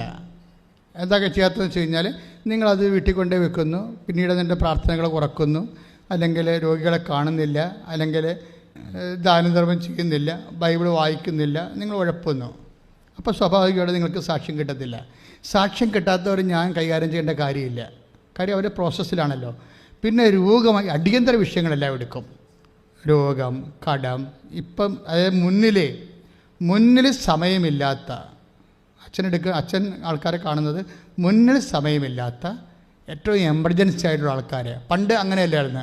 ഉടമ്പടി 3 പുതുക്കിയാലേ കാണത്തുള്ളായിരുന്നു. ഇപ്പം അങ്ങനെയല്ല. ഉടമ്പടി എടുത്താൽ തന്നെ ആൾക്കാരെ കാണും. വിഷയം സീരിയസ് ആയാൽ മതി. ഉടമ്പടി എടുത്താൽ തന്നെ കാണാം. അപ്പം അതിനകത്ത് കാര്യങ്ങൾ കേൾക്കും, ബ്ലെസ് ചെയ്യും, പ്രാർത്ഥിക്കും അവർക്ക് വേണ്ടി. അവർ സീനിയറാണെങ്കിൽ, സാക്ഷിയൊക്കെ പറഞ്ഞ് സീനിയറാണെങ്കിൽ മെസ്സേജുകൾ പറയാൻ തുടങ്ങും. എന്ത് നടക്കും, എപ്പോൾ നടക്കും, എന്ത് ചെയ്യണം, എന്ത് ചെയ്യരുത്, അങ്ങനെ എല്ലാ കാര്യങ്ങളും, എന്തിനെക്കുറിച്ച് എല്ലാ കാര്യങ്ങളെക്കുറിച്ചുള്ള കറക്റ്റ് കാര്യങ്ങൾ മെസ്സേജ് പറയുക. അത് ബിബ്ലിക്കൽ മെസ്സേജുണ്ട്, ദർശന മെസ്സേജുണ്ട്. കർത്താവ് എന്താ തരണത് അതനുസരിച്ച് പറയും. അതുകൊണ്ടാണ് നീല ഉടമ്പടിയൊക്കെ വരണത്. നീല ഉടമ്പടി അവർ തന്നെ വെള്ള ഉടമ്പടിയൊക്കെ ഉണ്ട്. ഉടമ്പടി 2-ാം കൊല്ലത്തേക്ക് പ്രവേശിക്കുമ്പോഴാണ് നീല ഉടമ്പടി കിട്ടുന്നത്. ഉടമ്പടി 3-ാം കൊല്ലത്തേക്ക് പ്രവേശിക്കുമ്പോഴാണ് വെള്ള ഉടമ്പടി കിട്ടുന്നത്. അപ്പോൾ അതിൻ്റെ കൂടെ എല്ലാം സാക്ഷ്യത്തിൻ്റെ പത്രമുണ്ട്. കാരണം നീല ഉടമ്പടിയാണ്, പിന്നെ സാക്ഷ്യമില്ലായിരുന്നു കഴിഞ്ഞാലും അതിൻ്റെ സാധാരണ പച്ച ഉടമ്പടിയുടെ വില മാത്രമേ ഉണ്ടാകത്തുള്ളൂ. സാക്ഷ്യം ഉണ്ടാകണം. സാക്ഷ്യം ഉണ്ടായാൽ മാത്രം പോരാ, സാക്ഷി ഇവിടെ വന്ന് നിങ്ങൾ എഴുതി കൊടുക്കണം. ഇപ്പം മെഡിക്കൽ മറ്റേതിൻ്റെ അകത്ത് മറ്റ് ഡോക്ടർ ഇപ്പോൾ രോഗസൗഖ്യം ഉടമ്പടി കൊണ്ട് മാത്രം സൗഖ്യപ്പെട്ടാണ് നിങ്ങൾക്ക് ബോധ്യമുണ്ടെങ്കിൽ നിങ്ങൾ സൗഖ്യപ്പെട്ടതായിട്ട് ഡോക്ടേഴ്സിൻ്റെ സർട്ടിഫിക്കറ്റ് വേണം. ഇവിടെ വെറുതെ വന്ന് പറഞ്ഞാൽ ഞങ്ങളത് എഴുതിയൊക്കെ എടുക്കും. പക്ഷേ ഡോക്ടറിൻ്റെ സർട്ടിഫിക്കറ്റ് ഉണ്ടെങ്കിൽ നമുക്കത് പുറത്തേക്ക് പബ്ലിക്കായിട്ട് വിടാൻ പറ്റും. അതാണ് എൻ്റെ ഗുണം. അപ്പോൾ ഒത്തിരി പേര് ഈശോയിൽ വിശ്വസിക്കാനും നിങ്ങൾ വഴി കർത്താവ് മഹത്വപ്പെടാനും ആത്മാക്ക് രക്ഷപ്പെടാനൊക്കെ ഇടയാക്കും. അപ്പോൾ അത് നിങ്ങളൊന്ന് പ്രാർത്ഥിക്കണം. എന്നെ കർത്താവിൻ്റെ പ്രേക്ഷിതയാക്കി മാറ്റാൻ, ഞാൻ വഴി കർത്താവിനെ എല്ലാവരും അറിയാൻ എനിക്ക് നല്ല സാക്ഷ്യം തരണമെന്ന് പ്രാർത്ഥിക്കണം. അപ്പോൾ ഇവിടെ കൊണ്ടുവന്ന് ഈ ഓഫീസിൽ അവിടെ പ്രഭുവചനൻ ഇരിക്കണത് അച്ഛൻ്റെ അടുത്ത് കൊണ്ടുവന്നിട്ട് സാക്ഷ്യങ്ങൾ നിങ്ങൾ എഴുതി കൊടുക്കണം. എഴുതി കൊടുത്തിട്ട് ഓടിക്കളയരുത്. സാക്ഷ്യം പറയാനായിരിക്കും ഉദ്ദേശിക്കണം. കാര്യം സാക്ഷ്യം പറയണം. പറയാൻ പറ്റുന്നതാണെങ്കിൽ അച്ഛൻ പറയാൻ വേണ്ടി പറയും. അല്ലെങ്കിൽ സാക്ഷ്യം നിലവാരം കുറഞ്ഞ സാക്ഷ്യമാണെങ്കിൽ സ്വാഭാവികമായിട്ടും അച്ഛനത് പറയും, കുറച്ചുകൂടി പ്രാർത്ഥിക്ക്, അടുത്ത കാര്യങ്ങൾ നടന്നിട്ട് പറയാമെന്ന് പറയും. പക്ഷേ അപ്പോഴും ഞങ്ങൾ ഒപ്പിട്ട് തരും സാക്ഷി നിങ്ങൾക്ക്. ഞങ്ങൾ സാക്ഷി നിങ്ങൾ കൊണ്ടുവന്നതാണ്, കണ്ടതാണ്. അപ്പോൾ അങ്ങനെ സാക്ഷ്യം ഒപ്പിട്ട പേപ്പർ കയ്യിലുണ്ടെങ്കിൽ ഇവിടെ വരുമ്പോൾ തീർച്ചയായിട്ടും സാക്ഷ്യം പറഞ്ഞതാണെന്ന് ചോദിക്കുമ്പോൾ പറയാൻ ഒത്തില്ല. പക്ഷേ എനിക്ക് പേപ്പറുണ്ട് സാക്ഷ്യത്തിൻ്റെ, ഒപ്പിട്ട് തന്ന സാക്ഷ്യം എഴുതിക്ക് വെച്ചുകൊണ്ട് തന്നെ അല്ല, ഒപ്പിട്ട് മേടിക്കണം. ഇവിടെ വായിപ്പിച്ച് ഒപ്പിടണം. അല്ല നിങ്ങൾ വല്ല നുണയൊക്കെ എഴുതി കൊണ്ടുവരുമല്ലോ അച്ഛനെ കാണാൻ വേണ്ടി. അങ്ങനെയൊക്കെ ആൾക്കാർക്ക് മടിയൊന്നുമില്ലല്ല. അപ്പം തല വെട്ടിക്കളഞ്ഞാണ് പിന്നെ ഒട്ടിച്ച് വെച്ചാണെന്നൊക്കെ പറഞ്ഞ് വരും ആൾക്കാർ. അതെന്താ പ്രശ്നം? ചില ആൾക്കാരുടെ സ്വഭാവമാണ്. ഈ അച്ഛനെ കാണുന്നതിലാണ് എൻ്റെ വലിയ ആനക്കാരി ഇരിക്കണമെന്ന്. അതൊന്നുമില്ല. 99% ആൾക്കാരെ ഈ സാക്ഷ്യപ്പെടണ അച്ഛനെ കാണാത്ത ആൾക്കാരാണ്, അമ്മയെ കണ്ട ആൾക്കാരാണ്. മര്യാദയ്ക്ക് ഉടമ്പടി വൃത്തിയായിട്ട് ചെയ്ത് കഴിഞ്ഞാൽ ഒരു കാര്യമില്ല, 1000 കാര്യം അമ്മ സാധിക്കും. അപ്പം അതുകൊണ്ട് ശ്രദ്ധിച്ച് ചെയ്യുക. Praise Lord. പിന്നെ രണ്ടാമത്തെ ഉടമ്പടി, രണ്ടാമത്തെ സാക്ഷ്യം. ഇവിടെ അച്ഛൻ പറഞ്ഞ പോലെ അത്യാവശ്യക്കാർക്ക് എന്നെ കാണാൻ അത്യാവശ്യമാണെങ്കിൽ ഞാൻ ഈ ആൾദൈവമൊന്നുമല്ല കേട്ടോ, ആൾക്കാരെ ക്രിസ്തുവിൽ സഹായിക്കുന്ന ഒരു സാധു സുവിശേഷ പ്രവർത്തകനാണ്. അത്രേ ഉള്ളൂ. അപ്പം പക്ഷേ അച്ചിട്ട് വിശ്വസിക്കും. അത് പുതിയതായിട്ട് ഏതെങ്കിലും ധ്യാനകേന്ദ്രത്തിൽ പോയി ധ്യാനം കൂടി വന്ന ആളല്ല. കുഞ്ഞുനാൾ മുതൽ 4 വയസ്സ് മുതൽ പ്രാർത്ഥിച്ച് വന്ന ആളാണ്. അതിൻ്റെ പുണ്യത്തിലാണ് ഇവിടെ നിൽക്കുന്നത്. അപ്പം എപ്പോഴും നമ്മൾ ശ്രദ്ധിക്കേണ്ട കാര്യം, ദൈവത്തിനൊരു പഞ്ഞുമില്ല. നമ്മൾ ദൈവത്തിനെ പരീക്ഷിക്കാൻ പോകുന്നതാണ് പ്രശ്നം. മര്യാദയ്ക്ക് കർത്താവിൻ്റെ വചനം കൃത്യമായിട്ട് പാലിച്ചു പോകണമെങ്കിൽ അച്ചിട്ടതാണ് കാര്യങ്ങൾ. അപ്പം അതുകൊണ്ട് നിങ്ങൾ ഈ വിഷയത്തിൽ കുറച്ചുകൂടി സീരിയസ് ആകണമെന്ന് എൻ്റെ അഭിപ്രായം. അച്ഛനെ കാണാൻ ഉദ്ദേശിക്കുന്നവർ ഉടമ്പടി പൂർത്തീകരിക്കണം, ഉടമ്പടി എടുത്തിരിക്കണം. പൂർത്തീകരിക്കണമല്ല, ഉടമ്പടി എടുത്തിരിക്കണം, അത്രേ ഉള്ളൂ. പണ്ട് അങ്ങനെയല്ലായിരുന്നു. ഉടമ്പടി 3, 4 പുതുക്കിയാലേ കാണത്തുള്ളായിരുന്നു. ഇപ്പം അങ്ങനെയല്ല, എല്ലാവരെയും കാണും. എവരിബഡി. അതായത് നിങ്ങൾക്ക് പ്രശ്നം സീരിയസ് ആയാൽ മതി, അപ്പം കാണും. അപ്പം അതിനെ നിങ്ങൾ ചെയ്യേണ്ടതെന്ന് വെച്ച് കഴിഞ്ഞാൽ നിങ്ങളുടെ ഉടമ്പടി എപ്പോഴും അപ്ഡേറ്റ് ചെയ്ത് നിർത്തണം. ഒരു സീരിയസ് വിഷയം കൊച്ചു കാര്യത്തിന് വരരുത്. ഉടമ്പടി എടുത്താൽ തന്നെ ഓടി വെറുതെ ആവശ്യമില്ല വരരുത്. കാര്യം നമ്മൾ ഉടമ്പടി എടുക്കണേ എന്തിനാ? നമ്മൾക്ക് വിഷമം പ്രയാസം ഉണ്ടായിട്ടല്ലേ. അപ്പോൾ അതിന് ഉടമ്പടി തന്നെ പരിഹാരമാണ്. അതായത് പിന്നെ എവിടെയെങ്കിലും ചെല്ലുമ്പോൾ ഒരു കൺഫ്യൂഷൻ, അതെടുക്കണോ ഇതെടുക്കണോ എന്നൊക്കെ പറഞ്ഞ് കൺഫ്യൂഷൻ വരത്തില്ലേ. ചില ആൾക്കാർ ചോദിക്കും, അച്ഛാ ടാക്സാണ് കിട്ടിയിരിക്കണത്, എനിക്ക് ബിസിനസ് മതിയായിരുന്നു എന്നൊക്കെ പറയും. MBAക്ക് ഇൻ്റർനാഷണൽ ബിസിനസ് മതിയാണ്. അപ്പോൾ അവർക്ക് പക്ക കൺഫ്യൂഷനാണ്. അപ്പോൾ പക്ക കൺഫ്യൂഷനാണെങ്കിൽ തീർച്ചയായിട്ടും മെസ്സേജ് പറയും. അങ്ങനെ എല്ലാ കാര്യത്തിനും കൺഫ്യൂഷൻ വരുന്ന എല്ലാ കാര്യത്തിനും കറക്റ്റ് ഗൈഡ് ലൈൻസ് തരും. പ്രാർത്ഥിച്ചും നമ്മൾ തമ്മിൽ ഡിസ്കസ് ചെയ്തും നിങ്ങളുടെ സാഹചര്യം വിലയിരുത്തിയും നമ്മളൊരു കൺക്ലൂഷൻ എത്തിയിട്ട് ആ കൺക്ലൂഷന് കൺകറൻസ് ഉണ്ടോ എന്ന് നോക്കാൻ വേണ്ടി പ്രത്യേകം പ്രാർത്ഥിച്ചും അതിൻ്റെ മെസ്സേജ് എടുത്തു വെക്കുകയാണ് നിങ്ങളെ സഹായിക്കുന്നത്. അപ്പം അങ്ങനെ വരുമ്പോൾ അതങ്ങനെ ചെയ്യണമെന്നുണ്ടെങ്കിൽ 15 മിനിറ്റോളം വേണം. അപ്പോൾ അങ്ങനെ ചെയ്യുമ്പോഴെന്ന് വെച്ചാൽ 15 മിനിറ്റ് എന്ന് പറയുമ്പോൾ ഇവിടെ അടുത്ത് സീരീസ് ഇപ്പോൾ ഇന്ന് ഏറ്റവും കുറവ് ആളുള്ള ദിവസമാണ് വ്യാഴാഴ്ച. അതുകൊണ്ടാണ് ഞങ്ങൾ ധ്യാനം വെച്ചത്. കാര്യം മറ്റു ദിവസങ്ങളിലൊക്കെ നമുക്ക് ധ്യാനം വെക്കാൻ പറ്റത്തില്ല. 10 350 ഉടമ്പടിയും പിന്നെ പുതുക്കണ 250 കൂടി 10 600 എല്ലാ ദിവസവും വരും.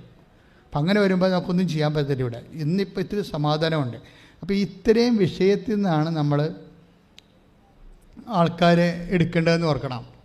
അപ്പം അതുകൊണ്ടാണ് പറഞ്ഞത് ഏറ്റവും സീരിയസ് ആയിട്ട് ആൾക്കാർ മാത്രമേ ഓഫീസിൽ ചെന്ന് പറയാവൂ. പക്ഷെ പറഞ്ഞാൽ മാത്രം പോരാ, രേഖകൾ കാണിക്കണവരെ അതായത് ഉടമ്പടി എടുത്തവരെ മാത്രമേ ഇവിടെ സംസാരിക്കാൻ പോലും അനുവദിക്കത്തുള്ളൂ. അതെപ്പോഴും ശ്രദ്ധിക്കണം. അവിടെ എഴുതി വെച്ചിട്ടുണ്ട്, ഇത് ഉടമ്പടി ധ്യാനകേന്ദ്രമാണ്, ഇവിടുത്തെ പ്രാർത്ഥനാവിധികളെല്ലാം ഉടമ്പടിയുടെ അടിസ്ഥാനത്തിൽ നിന്നാണ്. കാരണം ഈ വഴിയെ ഇത് നാഷണൽ ഹൈവേ നിൽക്കുന്ന കാരണം ആൾക്കാർ കൂടുമ്പോൾ ചുമ്മാ വഴിയെ കൊണ്ടൊരു വണ്ടി നിർത്തി കയറിയേക്കുകയും അവർക്ക് പ്രാർത്ഥിച്ചിട്ട് പോകാം സന്തോഷമായിട്ട്. പക്ഷേ ഇവിടെ ഞങ്ങൾ സർവീസ് ചെയ്യണത് ദൈവത്തോട് ഉടമ്പടി ചെയ്യുന്നവരോട് മാത്രമാണ്. ഉടമ്പടി ചെയ്യുമ്പോൾ അപ്പം അമ്മയാണ്, അല്ലെങ്കിൽ അപ്പനാണ്, അല്ലെങ്കിൽ ആങ്ങളെയാണെങ്കിൽ പെങ്ങളെ കൊണ്ടുവരാം, ആ വീട്ടിലുള്ള അമ്മയെ കൊണ്ടുവരാം, ആ വീട്ടിൽ ആരൊക്കെ താമസിക്കുന്നവരെ കൊണ്ടുവരാം, ഒരു കുഴപ്പമില്ല. ആ വീട്ടിലുള്ളവരായിരിക്കണം. കെട്ടിച്ചു വിട്ടവരെ കൊണ്ടുവരരുത്, അവർ വേറെ ഉടമ്പടി എടുക്കണം. കെട്ടിച്ചു വിട്ട മക്കളില്ലേ, കെട്ടിച്ചിട്ട മക്കൾ അവർ വേറെ ഉടമ്പടി എടുക്കണം, അത് വേറെ വീടല്ലേ. അപ്പോൾ അതുകൊണ്ട് പ്രത്യേകം ശ്രദ്ധിച്ച് വേണം. ഇപ്പോൾ ഇന്നലെ ആൾക്കാരറിയാതെ ഇപ്പോൾ ഡോക്യുമെൻ്റ് കാണിച്ച അച്ഛനെ കാണാമല്ലോ, അപ്പോൾ അവർ എന്തെങ്കിലും ഡോക്യുമെൻ്റ് സംഘടിപ്പിക്കും. പക്ഷേ ഡോക്യുമെൻ്റ് അവിടെ വെരിഫൈ ചെയ്യും. എന്നിട്ട് എന്താ ചെയ്തിരിക്കണം, ചേട്ടത്തിയുടെ കാര്യമല്ലേ പറയണത്, ചേട്ടത്തിയുടെ അനിയത്തിയുടെ മകളെയും കൊണ്ട് വന്നിരിക്കണം, അവരുടെ കാര്യം പറയാൻ വേണ്ടി ഇവരുടെ ഡോക്യുമെൻറ്റും കൊണ്ട് വന്നിരിക്കുക. അത് മനഃപൂർവ്വം വന്നാണെന്ന് ഞാൻ പറയണില്ല, അവർക്കറിയാൻ പാടില്ല, അത്രയേ ഉള്ളൂ. അപ്പം അത് അവർ നിങ്ങൾ പറഞ്ഞ് മനസ്സിലാക്കണം, മോളെ നീ ഉടപിടിക്കണം, നീ എംബ്രാൻ്റെ വെട്ടത്ത് വാരുടെ അത്താഴത്തിന് വേണ്ടി മരക്കൈനെ കൊണ്ട് പാമ്പ് പിടിപ്പിക്കാൻ വരരുത്. ഒക്കെ അത് മുതലെടുപ്പാണല്ല. അത് ചില ആൾക്കാർ അവർ ദൈവമായിട്ടൊരു ബന്ധവുമില്ല, മറ്റുള്ളവരെ കൊണ്ട് ഉപവസിപ്പിച്ചിട്ട് ഇവർ മുതലെടുക്കും. അങ്ങനെ ചെയ്യരുത്. ഉടമ്പടി എടുക്കണമെന്ന് പറഞ്ഞത് ഒരു വലിയ അധികാരികതയാണ് ആ വ്യക്തിക്ക്. അവർ മാത്രമേ സംസാരിക്കാൻ ഇവിടെ ആൾക്കാരെ അനുവദിക്കത്തുള്ളൂ, മറ്റുള്ളവർ ആരെയും കയറ്റത്തില്ല. പിന്നെ അവർ പറയണേ എൻ്റെ ഭർത്താവാണ്, എൻ്റെ മകളാണ്, ഞങ്ങളുടെ വീട്ടിൽ തന്നെ താമസിക്കുകയാണെന്നൊക്കെ പറയുമ്പോൾ അവരെ കൂടി വിളിപ്പിക്കും. അവരുടെ എല്ലാവരെയും വിളിപ്പിക്കും, ആ വീട്ടിലുള്ള എല്ലാവരെയും വിളിപ്പിക്കും, പുറത്തുള്ള ആരെയും വിളിപ്പിക്കത്തില്ല. അവർ വേറെ ഉടമ്പടി എടുക്കണം, ശ്രദ്ധിക്കുക. പിന്നെ ഉടമ്പടി നിങ്ങൾ അവിടെ അച്ഛനെ കാണാൻ വേണ്ടി അവിടെ എഴുതി കൊടുക്കാൻ കാര്യമില്ലേ, അത് മാത്രമേ ഇവിടെ എടുക്കത്തുള്ളൂ. അവിടെ കുറേ കാര്യങ്ങൾ എഴുതി കൊടുക്കും. ചിലപ്പോൾ കടം അങ്ങനെയുള്ള കാര്യങ്ങളൊക്കെ ആയിരിക്കും എഴുതി കൊടുക്കണത്. ഈ കടക്കാരനെ നിങ്ങൾ കറക്കി പൂനലടിച്ച് നിർത്തിയിരിക്കുകയായിരിക്കും. കടം കിട്ടിയാലും കുഴപ്പമില്ല, ഇത് പറഞ്ഞാലേ അച്ഛനെ കാണാൻ പറ്റത്തുള്ളൂ എന്ന് വിചാരിച്ചിട്ട് ഇവിടെ വന്ന് വെച്ചും മകളെ കെട്ടിച്ച് വീട്ടി എല്ലാ കാര്യം പറയും. അതാണ് പ്രശ്നം. അതും ചെയ്യരുത്, അതൊന്നും പ്രൊമോട്ട് ചെയ്യത്തില്ല, ചേച്ചിമാരറിയാതെ ചെയ്യണതാണ്. അപ്പോൾ അതുകൊണ്ട് ചെയ്യണത് നിങ്ങളവിടെ എഴുതി കൊടുക്കുന്ന കാര്യത്തിൽ നോക്കണം, ആ മഞ്ഞച്ചീട്ടയിൽ എന്താണ് അവിടെ എഴുതി തന്നിരിക്കുന്നത്. അപ്പോൾ സീരിയസ് കാര്യം എഴുതിയിട്ടില്ലെങ്കിൽ നിങ്ങൾ രണ്ടാം കൊടുത്ത് എഴുതി മേടിക്കണം. അവർ ധൃതിക്ക് എഴുതണതല്ലേ. അപ്പോൾ നിങ്ങളുടെ രണ്ടാമത് പറഞ്ഞ കാര്യമായിരിക്കും രണ്ടാമത് എഴുതണത്, ആദ്യം എഴുതണത്. അപ്പോൾ ചിലപ്പോൾ രണ്ടാമത് എഴുതത്തില്ല, ധൃതിക്ക് അടുത്ത ചീട്ട് മേടിച്ച് എഴുതുമ്പോൾ ആദ്യ കാര്യം പോകും. അപ്പോൾ അതെല്ലാം ശ്രദ്ധിച്ച് ചെയ്യണമെന്ന് പ്രത്യേകം അഭ്യർത്ഥിക്കുന്ന. പിന്നെ രോഗികളെ എല്ലാം സീരിയസ് രോഗികൾ,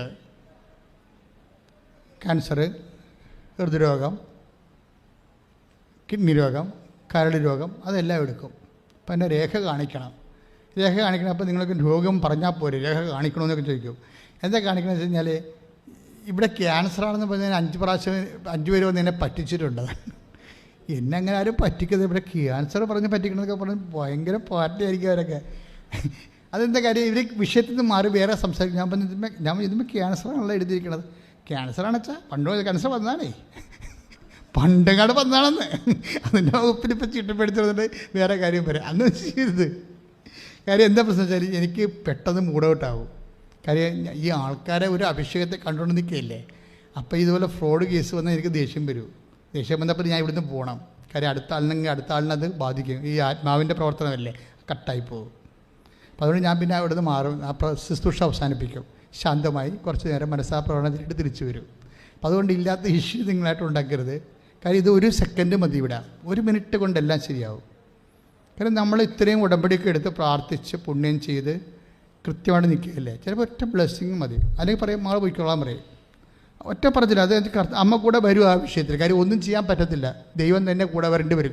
ചില കേസിന് നമുക്കൊന്നും ചെയ്യാൻ പറ്റത്തില്ല, ദൈവം കൂടെ വരേണ്ടി വരും. പക്ഷേ ബൈബിളിൽ ഓഫറുള്ള ഏറ്റവും വലിയ ഓഫറാണിത്. I will come with U.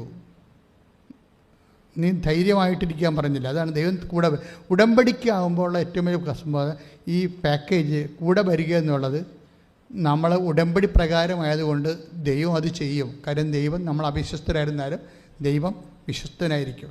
അതാണ് നമ്മൾ തിമോത്തി വായിക്കുന്നത്. It's okay. പിന്നെ പ്രൊഫഷണൽസിനെ എല്ലാം വിളിക്കും കേട്ടോ.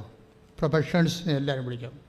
പ്രൊഫഷണൽസിന് ഒരു ബ്ലെസ്സിങ്സ് മതി അവർക്ക്. അവരത് കഷ്ടപ്പെട്ട് രാത്രിയും പകരം പഠിച്ച് നിൽക്കണല്ലേ.